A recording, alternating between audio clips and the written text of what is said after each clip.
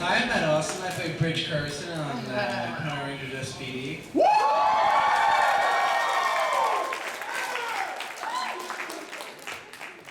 I'm Monica May, and I play Z in Power Rangers. Hi everybody, I'm Gregg Aronowitz. I was the executive producer, writer, director on S.P.D. Hi, Margo. The one that brings me Jewish personality Jewish ranger, I was wondering if it was because you're Jewish and you were part of your heritage, or just an improvised line that everyone thought was hilarious and stuff. I am a Jew. I celebrate Hanukkah. In a couple of weeks, it's Rosh Hashanah. I will be at my family. But yeah, it's, that was a Bruce thing, though. Yeah. That's because we were doing all the stuff about Christmas. Right. You did bring it up. Oh, okay. Yeah, thanks for reminding me. Yeah, I think we were having a table read through, and that episode was like it was Christmas centric about the bikes and all that. So and they were like, oh, but Christmas must have come early, and I was like, yes, and celebrate Christmas. And I think Bruce was like, I love it. You're becoming a Jew in the series. And I think like there's been no other religion hasn't really been. They had that one episode in Zio, but They have a Jewish friend also. they have a Jewish ranger also. Oh, really? Jewish ranger. Excellent. All right, Mazel Tov. Okay, how was it coming back to the 50th anniversary episode of Monster Ranger, and how did they incorporate your being Butter Angels? How was it? It was awesome because I got a chance to go back to New Zealand, which was amazing, and it's always cool to go back to a place that you've been before, and you can walk the streets and pretend like you're from there and stuff. And when other people were new to it, I'd be like, oh no, that's Queen Street. That's the restaurant you want to eat at. And then it was very cool because they incorporated me into the Red Ranger, which is like, that's every Ranger's dream. Unless you want to be the White Ranger. So, hey, JDF owns that. But I think because of that, I am now second most colors to JDF.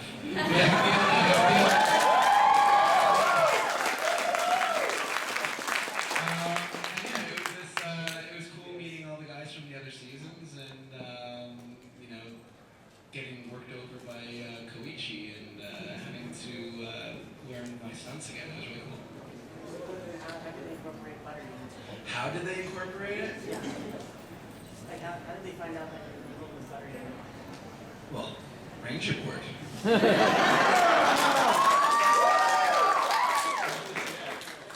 So the question was there any scene during shooting of before a battle or something where it was supposed to be serious and everybody busts out laughing? I'll let these guys do specifics, but I have to say that pretty much that was every day. One of these days that footage will come out, we'll be able to cut together a gag reel that will just be 2 hours of laughing. And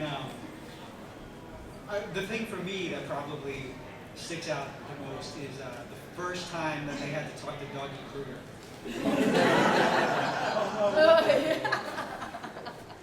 But because I built Dougie Kruger, so I worked on him for weeks and weeks and weeks, and so by the time he was on set, I knew everything he was going to do, and I was used to it.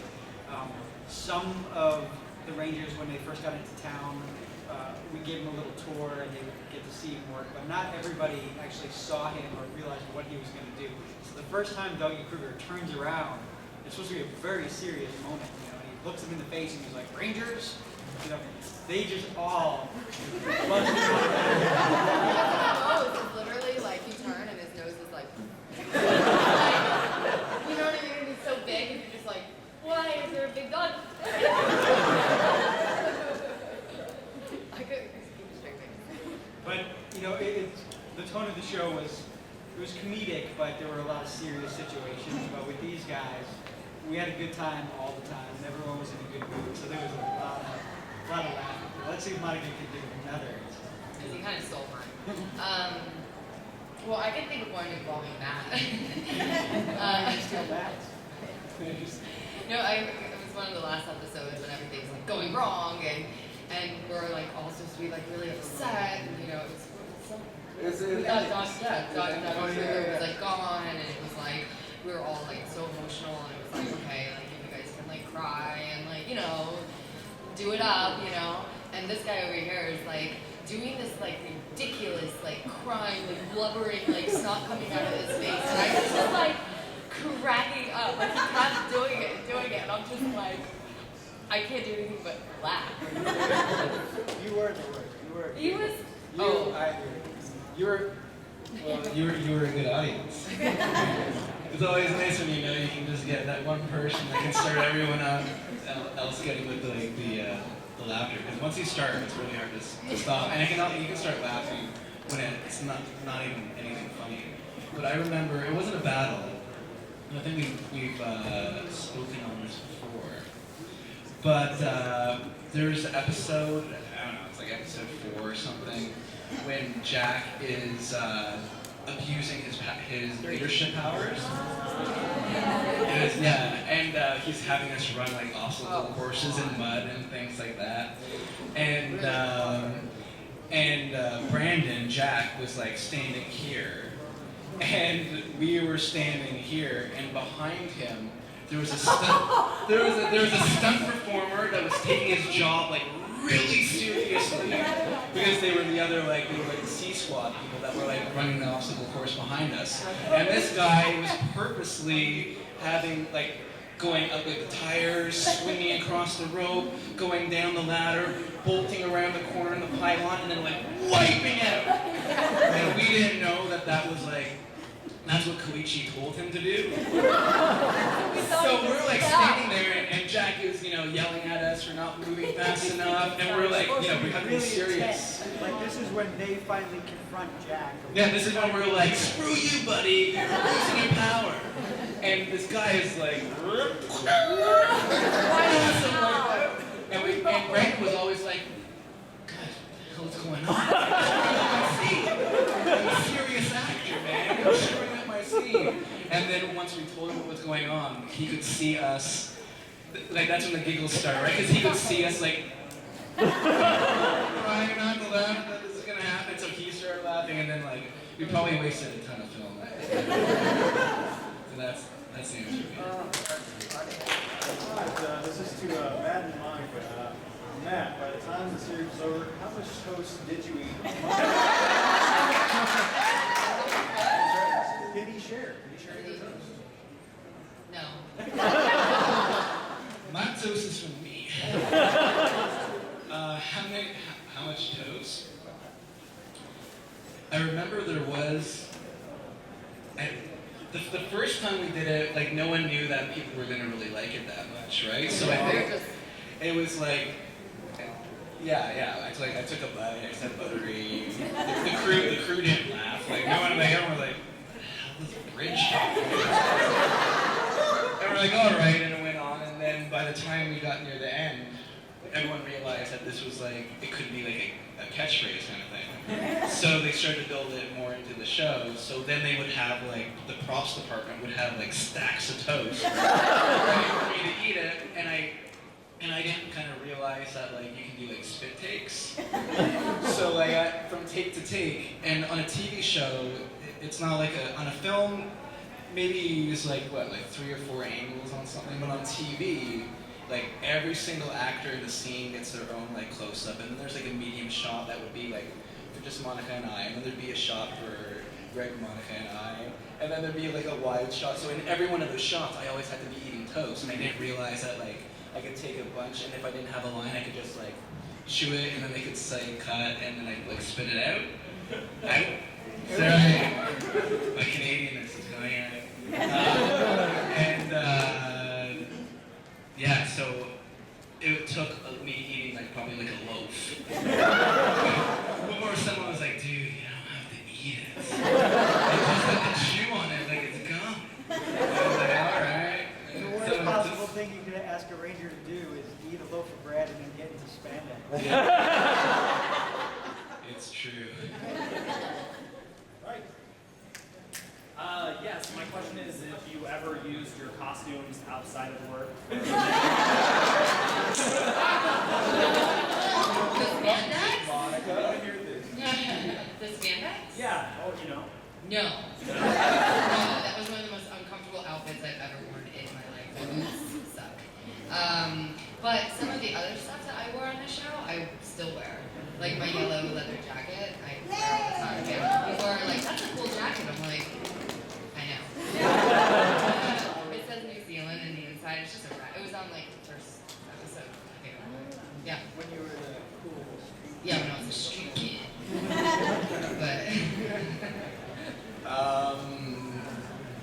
You might as well tell your story. What's that? The story What story? about Katie's costume. Disney's out of the picture now. It's fun. Yeah, they're gone. You know, So Disney doesn't give us anything. right, nothing. Nothing. Like you would think at the end of the show they'd be like, here you go, like here's your helmet, or here's this, or here's that. It's like, no, see you later. So after the show was finished shooting, we stayed for a couple weeks doing ADR. That's all the voiceover stuff that we did. But we always had to go through. We always had to go through the set, and then I think Chris took all of our jackets. Chris was like, "That's it. I'm taking our jackets." He put our blood, sweat, and tears into the show. And he was gonna like mount them on like a frame with like our signature thing, like my glove and like these earrings or whatever. And then like someone like called us to the like in elementary school when it's like someone does something in the room and the whole room has to say And we're all goodbye. sitting there like. And they're like, one of you took the jackets. And nobody is leaving until And you of course, admit me it. and Allie are like, look, we're completely out of this. Like, we are definitely the girls here. And the guys are like, I don't know what you're talking about. And they're like, no one is leaving New Zealand until someone comes forward. And Chris is like, at the end of the day, he's a really big sweetheart, and he was just like, I took the jacket. He broke. He broke. And so they took his jacket back, and we all have our jacket. I've never really worn it in the city streets, but when I came back from New Zealand, I actually I got a Vespa for the summer, and I wore my leather gloves. You guys had two episodes with BT, but you had never got any for musicals. I'm a little bummed. What would you guys have wanted? The question is that our whole cast never got a chance to do a team up with the season that came after us, like all the other, like every other season had, except ours. So how do we feel? Well, you kind of did. I kind of did. He kind of did. Yeah. Oh no, I was totally bummed. I was so bummed because that's like one of the things that you're looking forward to, like right off the bat. You're like, ooh, when I get to come back and hang out and kick butt with another team, and just kind of relive the days or whatever. So yeah, I was totally disappointed, but you never know. The show's still going, so.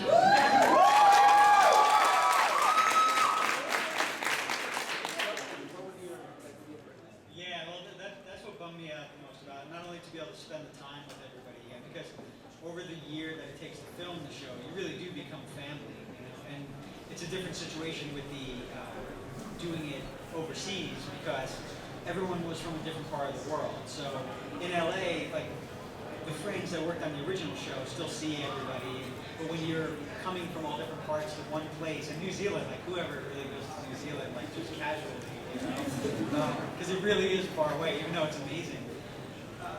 It would have been nice to have everybody back together, And what would have been great for me is because I didn't go on to Mystic Force, I would have been able to do a few episodes without all the pressure of the entire season. So, my plan with that was to try and, because we had started talking about it, right? And I just wanted to go full blown and spend a couple months and make some crazy cool S.P.D stuff that we didn't get a chance to do. And it was kind of shocking when it didn't happen at all, especially because we had to do so many tie-ins on S.P.D in the past season. So you know, and Disney was constantly like, you know, it's really important. We have to bring this back. It's like a staple of the thing. And then the next year they're like, that doesn't matter. So it's kind of weird. But like Monica said, it's not over till it's over.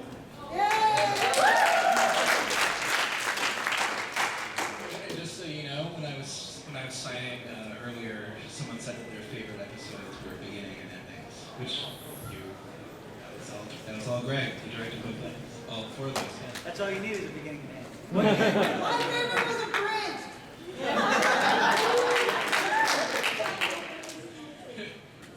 My question is for Gregg. Your season brought us a lot of great memorable moments. African American Red Ranger, the first and only female Red Ranger.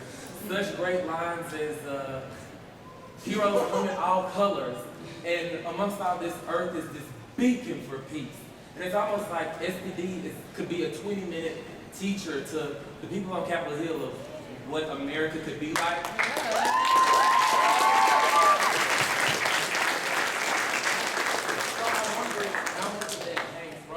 How much of that you had to sell to Disney, and like how do you feel about this momentous season of S.P.D? One of my favorites, might be my favorite of all time. So how do you feel about owning all of that? Oh, thank you.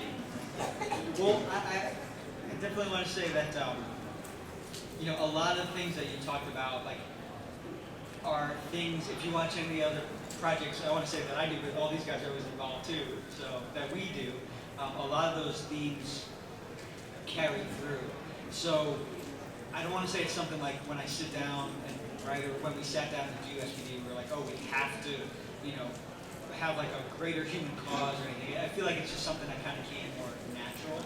And but I'm really glad that people pick up on that, because at the end of the day, Power Rangers is still targeted for a younger audience, you know. And a lot of the things, because I kind of jumped in and the show had been around for 12 years, and I'd been around in the early days with the movie and stuff, and I knew about like all the heat that the show got for being like violent and like, even though it's, you know, kind of more fun. But I figured it was important to kind of have lessons and morals, but I didn't want it to be very preachy. So we just tried to give the characters like storylines where they had to learn lessons like in a Brady Bunch sort of way. You know? We tried to make it a little more sophisticated. As far as the diversity, again, if you watch any of the things I do, I try and always have that, but again, because when I look at the world, that's just how it is. Like, I don't see, you know, all one race or all one creed, or it's just all, well, yeah, that's a whole other story. Yeah, but I was trying to get into one at a time. But I'm talking about the diversity. It just seemed natural that there should be a bunch of different representation, but they should all be equal amongst each other, you know.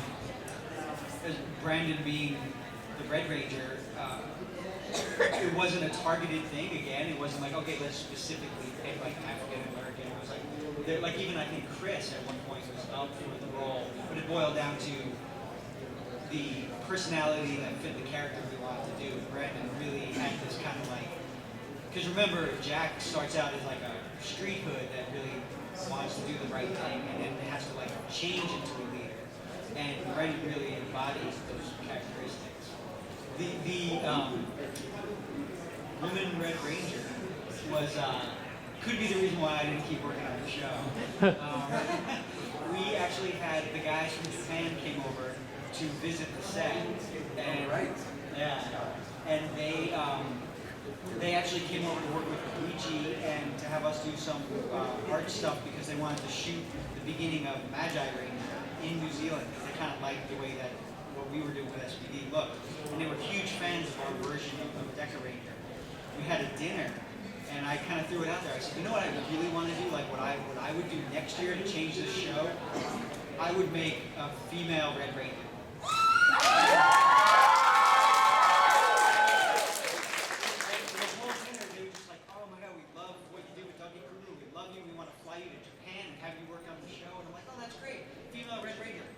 Silence. The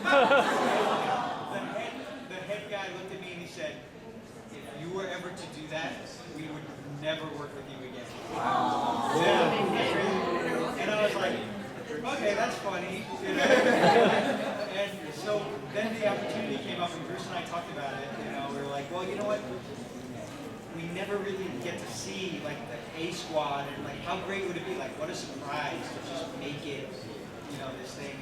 And everyone was really nervous about it, but you know, I just kept fighting for it. And like I said, that could be one of the reasons why I didn't come back. But I thought it was cool, the response. The craziest thing, and I don't know if he's here, but we had, just to cover our bases, in the beginning when you hear the A Squad sending out a signal, it's like all scrambled and they're trying to figure out, you know, who it is.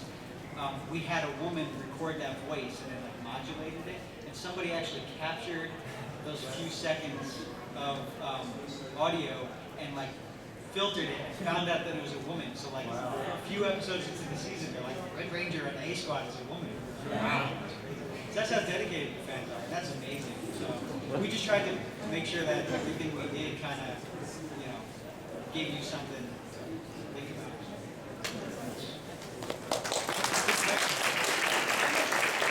I had to ask, was there a thing going on between you and the Z character and the Sky character? Because it seemed as if there was a little romance starting, but they never really said anything. They were kind of like the straight up type guy with the bad girl kind of thing going.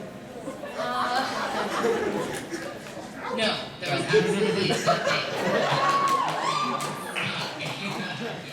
No, you know, we always. Maybe off camera. No, we like playing it up on set now, giving each other looks and stuff like that. But it's always just to keep the interest going, right? There was a lot of talk about me and this guy too. That was the storyline, yeah. We remember. Why wasn't that a storyline? I keep forgetting that you guys haven't seen this, but I have like my original cut of Beginnings. And do you guys remember when Dougie Kruger first brings Z to the, where they're all working out on the field? And there was a moment where he introduces Z and says she's going to be part of the team, and Sky's all uptight. But there was, in my cut, these guys exchange a look, and it's kind of like, you know, they're just like, wow. And I thought it was really cute, and I thought it would be good to, you know, I also kind of wanted to get into a thing because of the Sky being so uptight and Monica being, you know, the like, hey, just, you know, or sorry, Z being the, you know, anything goes, I'll just run out into the battle. I thought it would be interesting, and then to have like the triangle, you know, who's, but,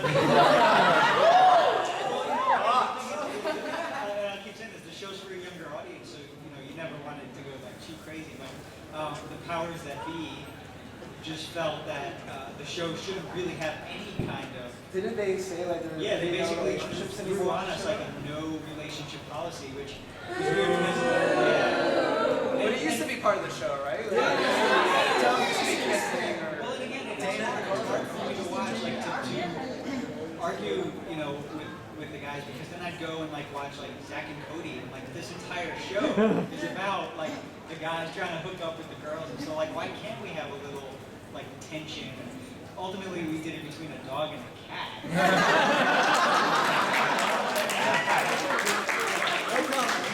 They would have given us so much more just substance to the story, but it is funny in the earlier, because in the beginning that wasn't policy, so we had it and made it in the cuts, and then it slowly got cut out. But they were all good friends.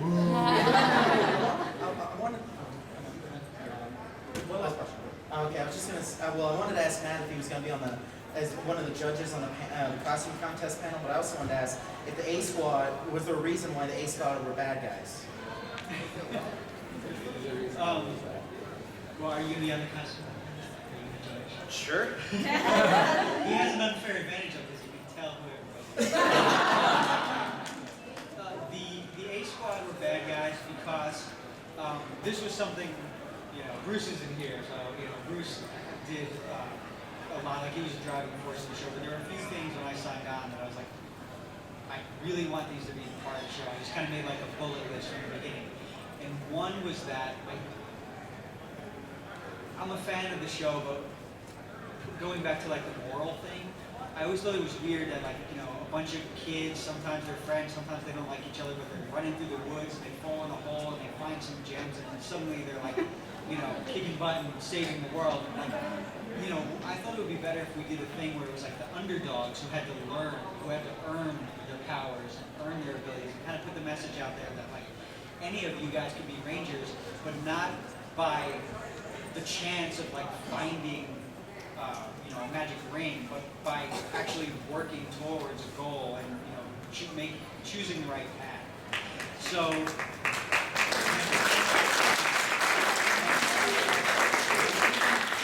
Well, I wanted to go deep because I was like, this show, because basically what happened was Disney was like, look, you know, the show has been out for the show has been out for so long.